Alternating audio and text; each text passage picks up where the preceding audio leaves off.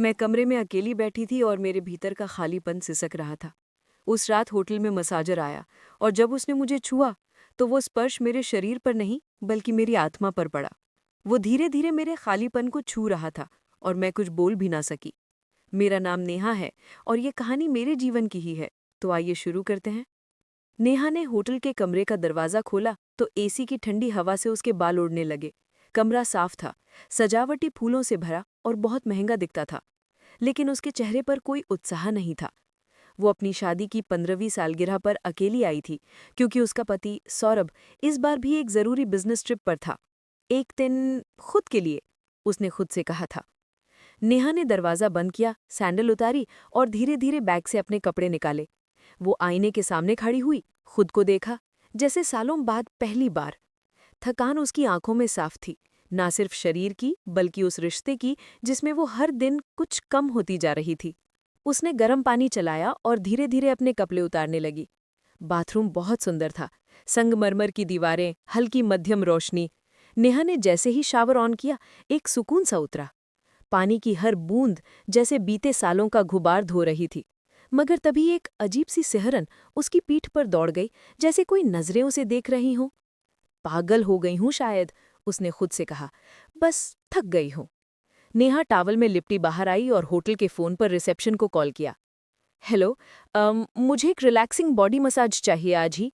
Sure ma'am, हमारे पास एक professional है, विवेक। क्या शाम 7:30 बजे ठीक रहेगा? हाँ, उसने हिचकिचाते हुए कहा। शाम के 7:30 बजे दरवाजे पर एक दस्तक हुई। नेहा ने दरवाजा खोला तो सामने खड़ा था एक लगभग 35 साल का शख्स।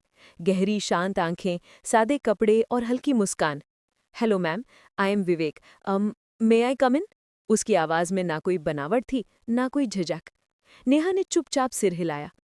Where would you like me to set up the table? उसने पूछा। नेहा ने खिड़की के पास इशारा कर दिया।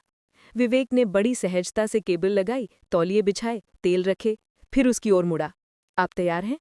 हाँ, मैं अभी आती हूँ, नेहा ने कहा और वॉशरूम में चली गई। जब वो बाहर आई तब उसने एक लंबा बाथरूम पहन रखा था, लेकिन उसके भीतर डर और झिझक दोनों थे। विवेक ने बड़ी सहजता से उसे टेबल पर लेटने को कहा। पेट के बल आप रिलैक्स हो जाइए, कोई जल्दी नहीं है। जैसे ही उसका हाथ नेहा के कंधों पर गया, एक पल को उसने आंखें बंद कर ली।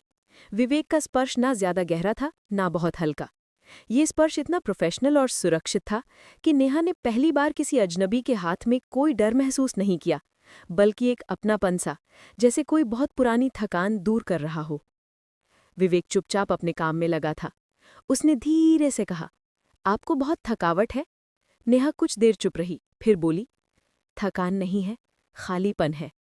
विवेक कुछ नहीं बोला, सिर्फ हल्की मुस्कान दी। नेहा की आंखों में पानी उतर आया। उसने अपनी आंखें मूंद ली और पहली बार इतने सालों में खुद को किसी के सामने खुला महसूस किया, बिना शब्दों के। कमरे में अब केवल धीमी मध्यम रोशनी थी। पर्दों के पीछे शाम धीरे धीरे रात में ढल रही थी और नेहा की आंखें बंद थी। विवेक के हाथ अब उसकी पीठ के कंधों तक, फिर गर्दन के पास आते हुए बहुत ही नरमी से अपनी यात्रा पूरी कर रहे थे। नेहा की सांसें अब पहले जैसी नहीं थी, वो थमी हुई थी, जैसे किसी भावनात्मक बंधन में बंध गई हो। वो फुसफुसाई, कभी कभी लगता है मैं बस जिंदा रह रही हूं, जी नहीं रही। विवेक का हाथ वहीं रुक गया। उसने कुछ पल चुप रहकर पूछा, आपकी जिंदगी में क्या आपको कोई सुनता है? नेहा की आंखें खुली नहीं, लेकिन दिल जैसे एकाएक खुल गया। सुनता तो है, लेकिन समझता नहीं। उसके लहजे में टूटी हुई आवाज थी। शादी को 15 साल हो गए हैं, नेहा ने बोलना शुरू किया। पहले लगता था मैं उसकी दुनिया हूं, फिर धीरे धीरे मैं सिर्फ एक जिम्मेदारी बन गई। हर त्योहार, हर खुशी बस औपचारिकता बनकर रह गई। मैं बस उसके बिजनेस प्लान का एक सुंदर हिस्सा बनकर रह गई हूं, जिसकी अब ज्यादा जरूरत नहीं है। मैं बिखरती रही और उसने कभी देखा भी नहीं। जब मैंने कोशिश की तो उसने कहा, नेहा, ओवरथिंकिंग मत करो, सब ठीक है। जैसे मेरी फीलिंग्स सिर्फ ओवरथिंकिंग हो। नेहा की आवाज धीमी हो गई थी।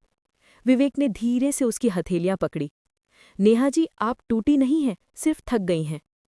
उसके इन शब्दों ने जैसे किसी कांच की दीवार पर चोट कर दी हो। नेहा की आंखों से आंसू बह निकले। कभी कभी बस कोई सुन ले, छू ले, कुछ कहे नहीं, बस थाम ले, उसने कहा। तो बस आज मैं थामता हूं, कभी कभी सिर्फ सांस लेने के लिए किसी सहारे की जरूरत होती है। आपको ये हक है। वो पास आया, उसकी पीठ के नीचे तक तौलिया ठीक किया और सिर के नीचे एक छोटा सा तकिया रखा।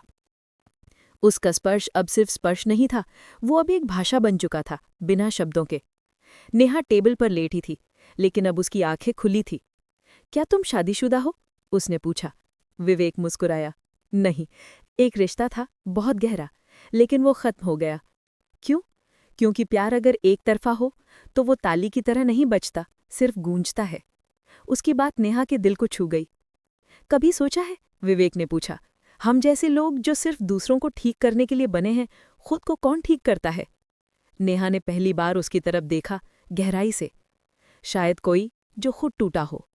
उनके बीच अब ना कोई दूरी थी, ना कोई बनावटी संवाद, सिर्फ दिल की नज़दीकी और टूटे टुकड़ों का एक साथ जुड़ना।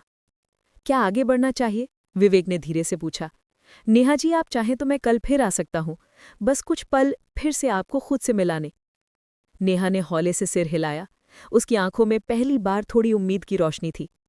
अगले दिन दोपहर ढल चुकी थी। नेहा बालकनी में बैठी थी, चाय की प्याली हाथ में थी, लेकिन आज उसका मन पहली बार थोड़ा हल्का सा लग रहा था। सौरभ आज भी ऑफिस से देर से आने वाला था। घर में वही पुरानी खामोशी थी, लेकिन आज उस खामोशी में कोई चुभन नहीं थी। फोन पर एक मैसेज था। अगर ठीक लग रहा हो तो शाम 5 बजे आ सकता हूं। नेहा ने बिना कुछ सोचे बस ठीक है टाइप कर दिया। विवेक समय पर आ गया। आज उसके हाथ में कोई तेल या क्रीम नहीं थी, बस एक हल्की सी डायरी और एक हल्की सी मुस्कान। आज मसाज नहीं, आज बात करेंगे, उसने कहा। नेहा चौंकी।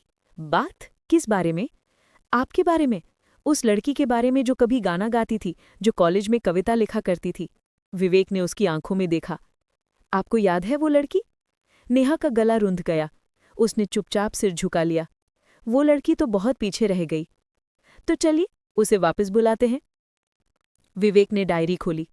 हर दिन बस एक पेज आप खुद के लिए लिखे, जो भी मन में आए, दर्द, हंसी, नाराजगी, शिकायत, सब कुछ। नेहा ने धीरे से डायरी को छुआ।